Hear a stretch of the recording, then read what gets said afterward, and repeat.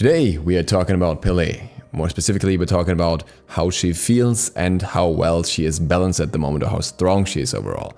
I was lucky enough to have very balanced teams in multiple PTS games today, while there were multiple DCs towards the end as well and some glitches with PTS.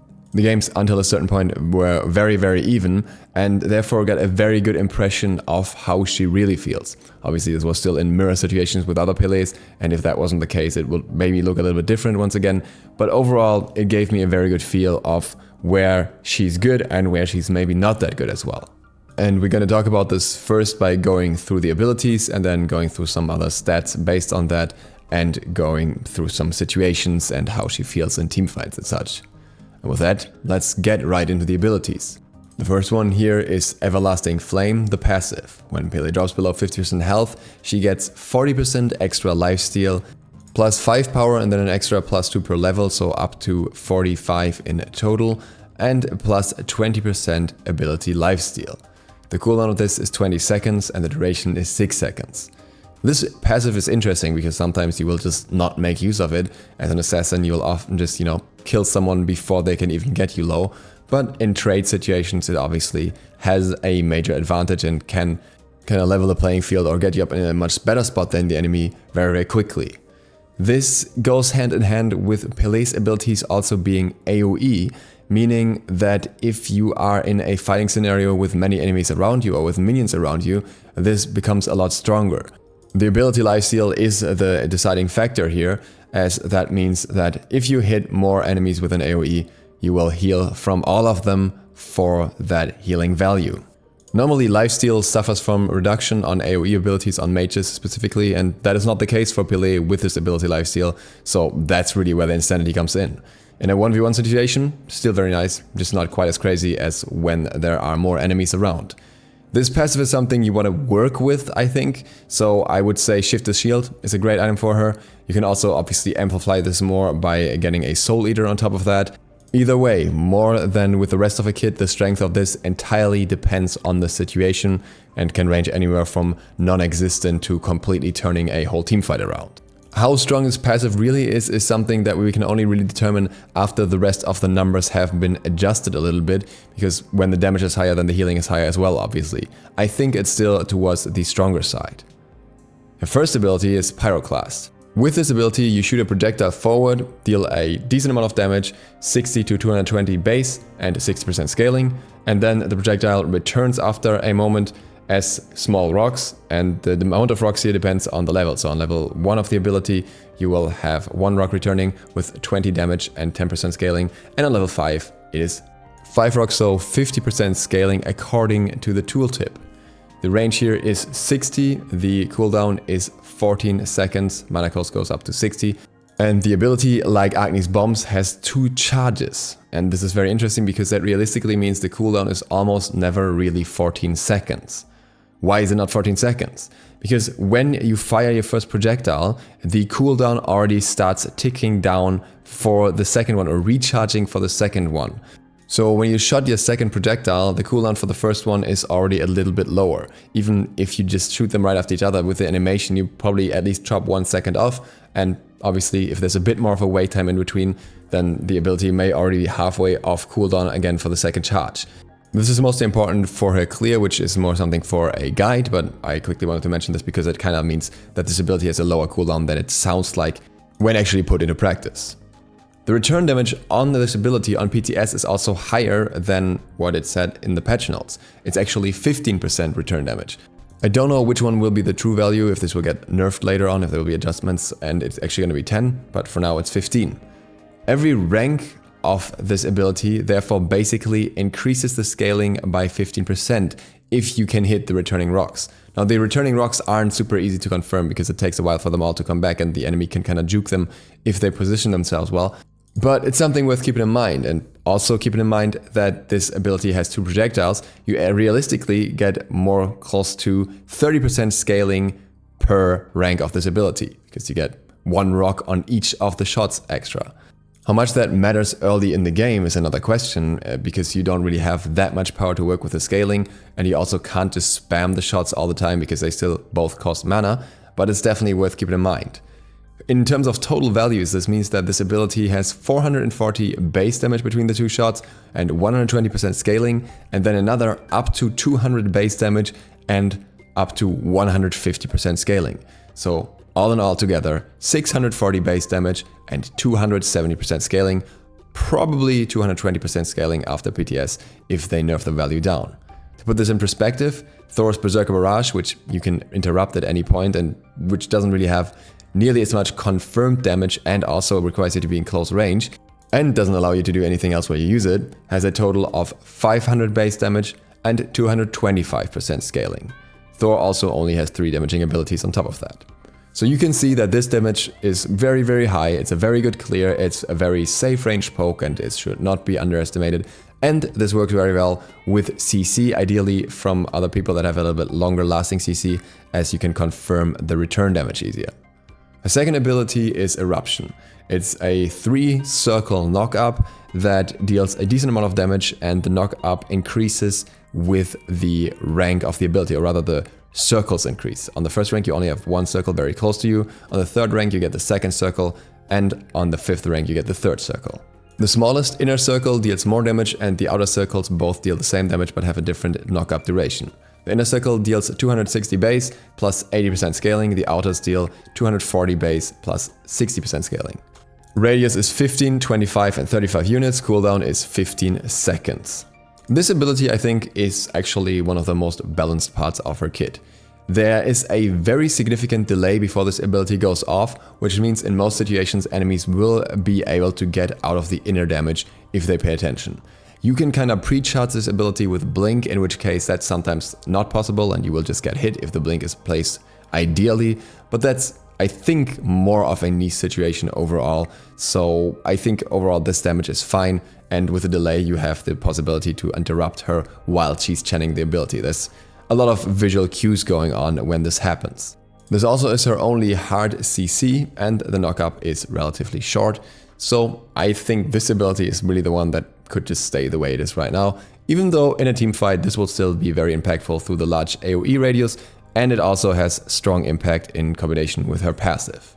The third ability is Magma Rush, and who would have thought that the strongest part of her kit is gonna be her mobility. This ability allows you to get extra movement speed, 30% in the normal form and then 60% in the amplified form of the ability, and it also deals ticking damage. It also only costs 10 mana and has no cooldown, but uses some sort of fuel resource that Pele has access to that refills itself over time. The fuel refills itself very, very quickly, so you can use this very often, both for mobility and for damage and clear. Now the damage here is probably the biggest issue of her kit.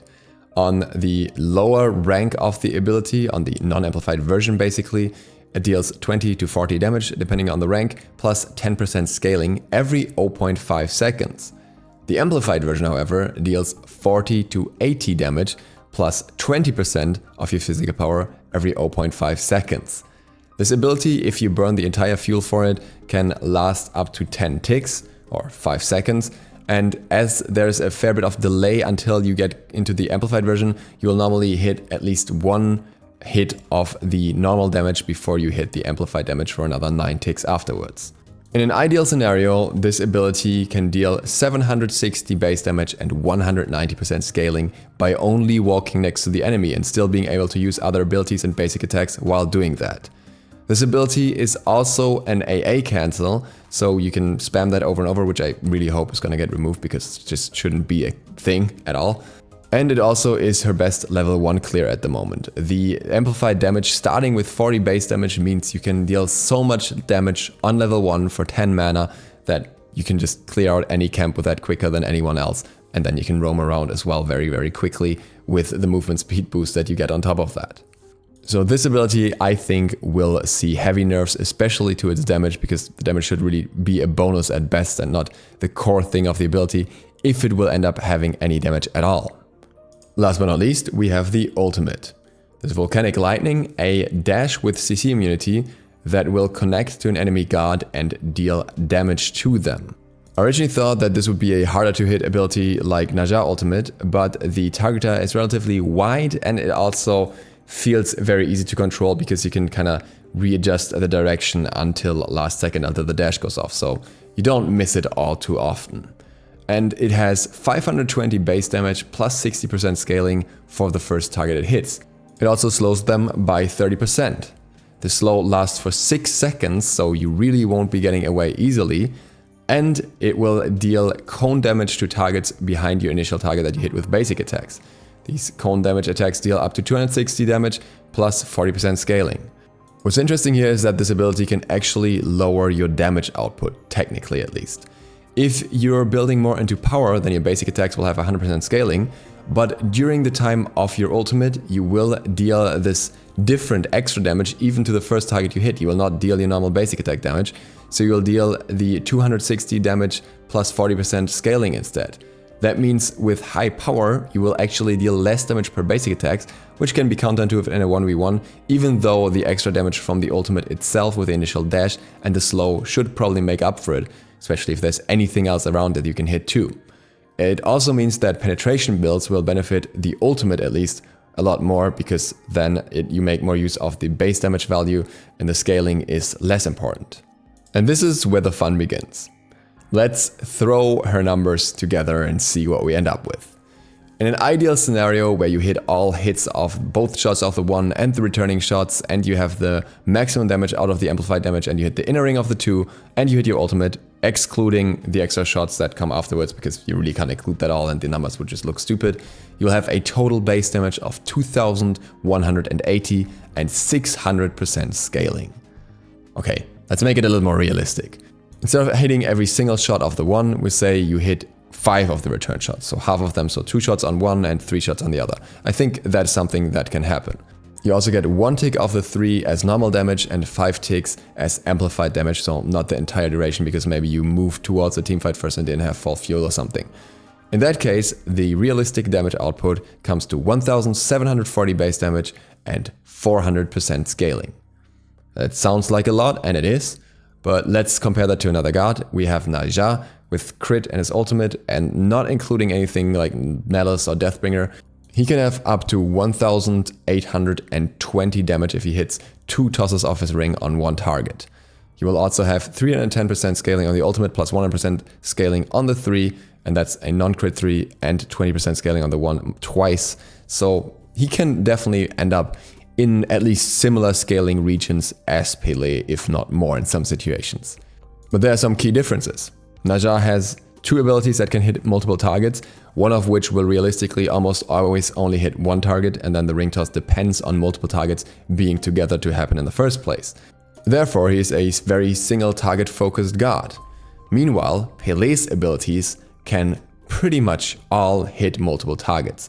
With the 3 it's not that common, and with the 1 it's not that common. The 2 will often hit multiple targets, and the ultimate is designed to hit multiple targets multiple times. Also, Pele's secondary mobility is a lot more effective at getting her out of bad situations, being the movement speed increased, than Naja's sash, which can only really get him into situations, and then he only has the auto dash out, which Pele has too. So essentially, Pele is Naja, but with a ton of AoE damage, and I don't think that is quite balanced yet. The way her kit flows together, the way her abilities feel is great. It's very, very unique. There's not a single ability in her kit that's just a copy of something else, really. They all have their own perks that make them stand out, and that I think is something that we should really credit Hi-Rez for. I think this is something that we haven't seen with gods that often, so I'm very happy it happened. But she feels very, very strong. The thing that she's lacking and the thing that she's very vulnerable to is CC. Her knock-up, like I said, is very short, and the slow is just on one target.